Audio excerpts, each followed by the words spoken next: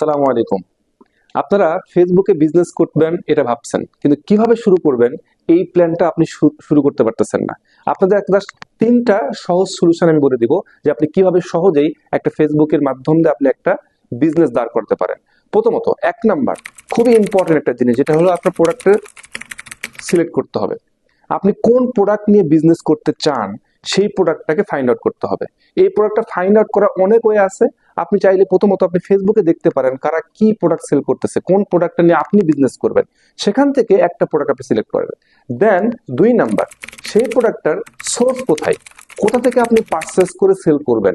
আপনি চাইলে নিজে অনেকগুলো প্রোডাক্ট বাসায় কিনে এনে সেখান থেকে আপনি সেল করতে পারেন, অথবা আপনি সেই দোকানের সঙ্গে কথাবার্তা বলে আপনি বলতে পারেন যে আপনার কাছে যখন প্রোডাক্টটা অর্ডার হবে তখনই আপনি সেই দোকান থেকে পারচেস করে আপনি সে ডেলিভারি করবেন। তিন নাম্বার, আপনাকে ডেলিভারি ম্যান সেট করতে হবে। আপনি চাইলে নিজেও ডেলিভারি করতে পারেন, কিন্তু এটা আপনার জন্য অনেক কষ্টসাধ্য হতে পারে। আপনি যেটা করতে পারেন সেটা হচ্ছে, এখন কোরিয়ার বিভিন্ন মাধ্যম আছে যেগুলো মাধ্যম দিয়ে আপনি প্রোডাক্টটা ডেলিভারি করতে পারেন। সেটার একটা সহজ মাধ্যম হচ্ছে পাঠাও। আপনি জাস্ট একটা পাঠাও প্লে স্টোর থেকে অ্যাপস ইনস্টল করবেন, মার্চেন্ট অ্যাকাউন্ট দিয়ে ইনস্টল করে সেখান থেকে আপনি চাইলে প্রোডাক্টটা ডেলিভারি করতে পারে বাংলাদেশের যে কোনো জায়গায়।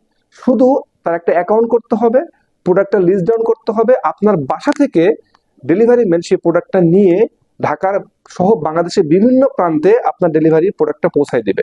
টাকাটা পৌঁছায় দিলে আপনার অটোমেটিক্যালি আপনার ওই অ্যাকাউন্টে টাকা ঢুকে যাবে।